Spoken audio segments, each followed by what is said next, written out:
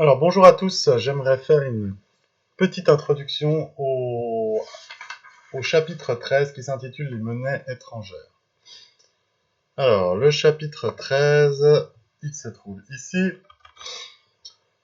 Alors on commence par une petite théorie où on vous dit, comme les touristes, les entreprises suisses opèrent avec l'étranger à travers des opérations d'import-export.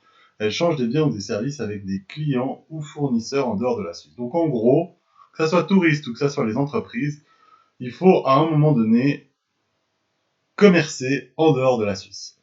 Elles travaillent avec des monnaies différentes de leur monnaie nationale et leurs documents, contrats, factures peuvent être réglés en monnaie étrangère. Ceci implique pour les entreprises concernées d'effectuer des opérations de change. Donc des opérations de change, ça veut dire que de temps en temps on commande aux États-Unis, de temps en temps on commande en Europe, de temps en temps des produits suisses vont en Europe, des produits suisses vont aux États-Unis, etc., etc. Le change est l'opération qui permet la conversion d'une monnaie à une autre. Alors ça, j'aimerais que vous mettiez au stabilo, parce que ça, c'est vraiment le cœur du problème. Donc, quand on parle de change, on parle de cette monnaie, je veux la traduire dans une autre. Lors des transactions internationales, les entreprises, les banques et les intermédiaires financiers utilisent une même abréviation. Le présent ouvrage a retenu la norme ISO. D'accord, donc ça c'est International Organization for Standardization, la plus utilisée au niveau international comme abréviation pour les monnaies étrangères de manière générale. Les deux premières lettres désignent le pays, la troisième la monnaie, comme c'est le cas pour la Suisse. Alors ça c'est un petit peu de blabla qui dit que comment ça se fait qu'on dit CHF, parce que c'est les deux premières lettres de la Suisse, donc c'est Confédération Helvétique et F pour franc. Typiquement aux États-Unis, on a USD, donc US, puis D pour dollar. Là au Japon, on a JP, Japon, Yen. C'est un peu, on va dire, assez évident, mais on préfère le rappeler. Le taux de change au cours peut être considéré comme le prix d'achat ou de vente d'une monnaie étrangère. Tous les bureaux de change affichent les prix sous la forme d'une liste nommée la cote. La cotation peut se faire à l'incertain ou au certain. Alors, la cotation à l'incertain ou au certain, ça vous pouvez avoir une question là-dessus. Quelle est la différence ? Eh bien, la Suisse, elle cote à l'incertain. C'est-à-dire qu'en gros, on pourrait dire c'est un peu comme si elle était un peu faible face aux autres. Et puis elle va dire, bon, que représente le franc suisse par rapport à 1 euro, par rapport à 1 dollar, par rapport à 100 yens, par rapport à une livre sterling. C'est-à-dire qu'en gros, elle dit à l'incertain, ça veut dire je vais traduire en franc suisse ce que vaut une pièce de monnaie de toi, une unité de ta monnaie. Donc ça veut dire qu'en gros, c'est pas 1 franc suisse est égal à combien d'unités de ta monnaie, c'est 1 euro est égal à tant de francs suisses. Dans l'exemple ci-dessous, signifie qu'il faut 1 franc 20 pour 1 euro. En Suisse, les trois monnaies considérées comme fortes, à savoir le dollar, l'euro et la livre sterling, de manière générale, on parle très très souvent des trois. Le dollar, l'euro, la livre sterling. De temps en temps, on parle des couronnes danoises, des couronnes suédoises, encore couronnes norvégiennes et puis le yen japonais, mais c'est quand même nettement plus rare. Surtout qu'on va rester dans les proportions qu'on peut rencontrer une fois ou l'autre. Donc, les autres monnaies, par exemple, typiquement le yen, c'est pas coté à 1 yen, c'est coté à 100 yens. 100 JPY, donc 100 GPY. 100 yens est égal à 0,89 francs suisses. Les places financières de la zone euro, Londres, New York, cotent au certain. Le cours représente le prix de monnaie étrangère pour une unité de monnaie nationale.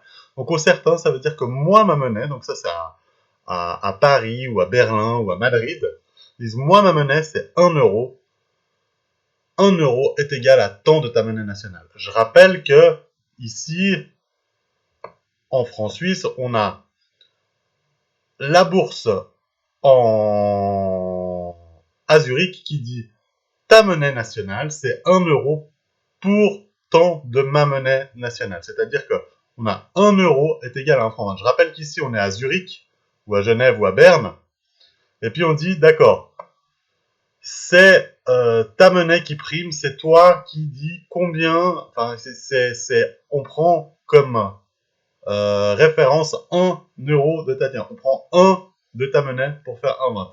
Là, on est toujours dans le même sens, mais cette fois, on est à Paris, on est à Madrid, on est à Berlin, qui utilisent l'euro, puis qui disent, moi, en gros, j'en ai rien à cirer des autres, c'est moi 1 euro, toi, on te converse ta monnaie, puis là, ici, c'est 1,22. Alors, bon, on voit qu'il y a passablement de pays. Vous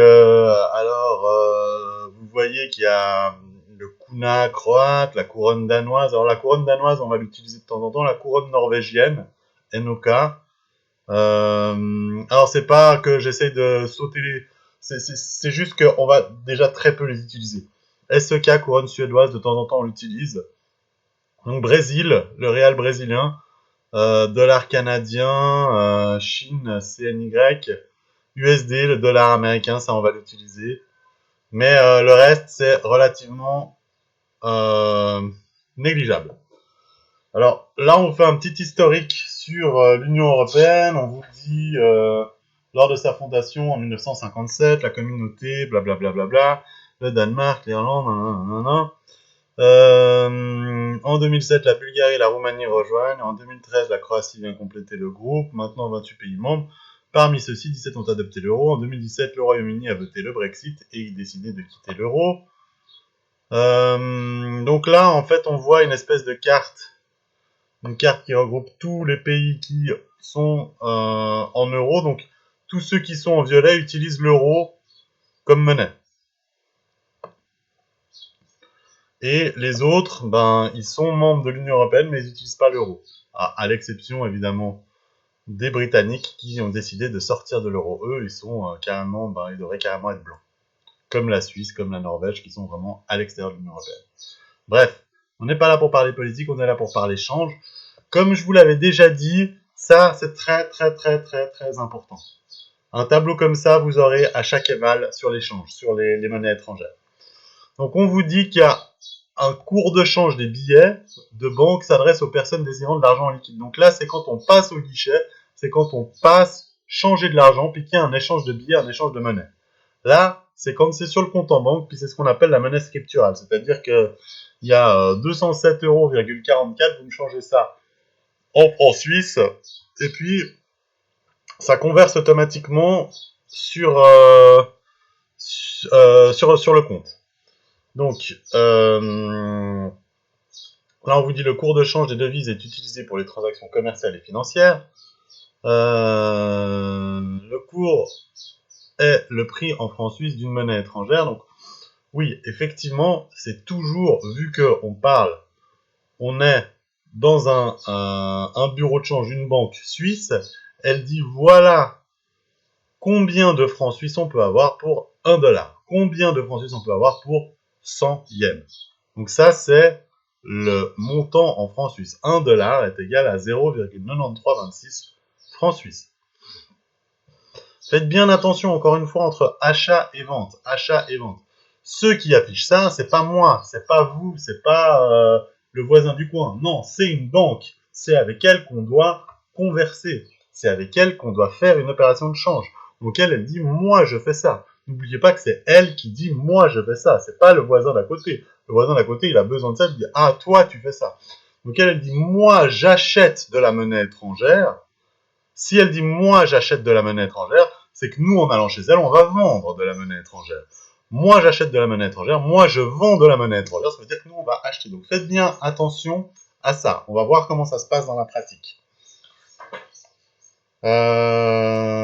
Ok, là on a un tableau où on a passablement de cours de change qu'on va probablement utiliser et auquel on va probablement revenir. Donc on a Madame Alpha, en exemple on a la page 7, Madame Alpha part en voyage d'affaires aux États-Unis. Les codes sont tirés du tableau ci-contre. Donc on a les codes sur la page 6. Alors, avant son départ, elle change au guichet de sa banque 500 francs. Donc au guichet de sa banque, clairement, quand on parle au guichet de sa banque, clairement, ça va concerner ces deux colonnes. Uniquement ces deux colonnes, la colonne billet, la colonne billet ici. Pas la colonne devise, hein, la colonne devise on la laisse. Donc Déjà, je vais aller sur la colonne billets. Elle change au guichet de sa banque 500 francs pour ses dépenses courantes sur place. La banque va lui verser des dollars américains. Donc là, elle cherche à avoir des dollars américains et elle a des francs suisses. Donc qu'est-ce qu'elle cherche? Elle cherche à acheter des dollars. Donc si elle cherche à acheter des dollars, ça veut dire que la banque va lui vendre des dollars. Donc on va regarder ce cours-là. On va regarder le cours billet, et sachant que c'est des dollars américains, la banque va lui vendre des dollars. Donc, on regarde le 1,0185, ce qui fait que 500 francs, 500 francs suisses fois 1 divisé par 1,0185. Qu'est-ce qu'on fait comme calcul? On fait 1 dollar est égal à 1,0185, donc 1 dollar est égal à 1,0185, x est égal à 500, ce qui fait que le x, il sera un tout petit peu plus bas que 500, ce qui nous fait 490,90 dollars. Durant son séjour aux USA, les clients rencontrés signent avec elle un contrat et lui passent une première commande. À cette occasion, elle règle 30% du montant de la commande, soit 45 000 dollars à la réception de ce montant sur le compte bancaire suisse. La banque va acheter les dollars américains du client et les convertir en francs suisses. Madame Alpha reçoit un avis de crédit de la banque. Donc là, ça veut dire qu'il y a des super, ça a bien marché, elle a fait sa tournée américaine, puis elle a contracté des nouveaux contrats. Qu'est-ce qu'elle fait? Elle va demander à ses clients de payer. Les clients, évidemment, c'est des Américains et connaissent rien à part le dollar, donc ils arrivent, ils disent bon bah voilà, moi je te paye. Et puis la banque, elle est bien obligée d'acheter ces dollars. Mais là, on est dans la devise, elle va acheter ces dollars, elle les achète à 0,9614. Elle dit moi d'accord, ok, je les achète, mais je les achète à 0,9614 parce que eux me vendent ces dollars. Eux me vendent leurs dollars, j'en ai pas besoin, mais d'accord, je les achète, mais à 0,9614. Donc, on va faire comme calcul 1 dollar est égal à 0,9614. 45 000 dollars est égal à X. Donc, on va faire 45 000 fois 0,9614 et divisé par 1, en fait. Le cours appliqué, donc ça donne 43 263 francs suisses. Lors de son retour en Suisse, il reste à Madame Alpha 100 dollars en liquide qu'elle change au guichet de sa banque. Donc, elle arrive, elle a un billet de 100 dollars. Qu'est-ce qu'elle va en faire? Bah déjà, elle va aller dans le cours billet ici, mais qu'est-ce qu'elle va faire? Elle va dire à la banque, bon bah, je vous donne ces dollars. Mais la banque va dire, ouais, mais j'en ai pas besoin. Bah oui, mais j'aimerais, ok, d'accord. Alors, je vous les achète. La banque achète les dollars. Ça veut dire que Madame Alpha, elle les vend. Elle achète les dollars à 0,9326. Ça veut dire que pour 100 dollars, eh ben, on touchera 93,26. 100 fois 0,9326. Le cours appliqué est le cours billet. Voilà, je m'arrête là et je poursuis après.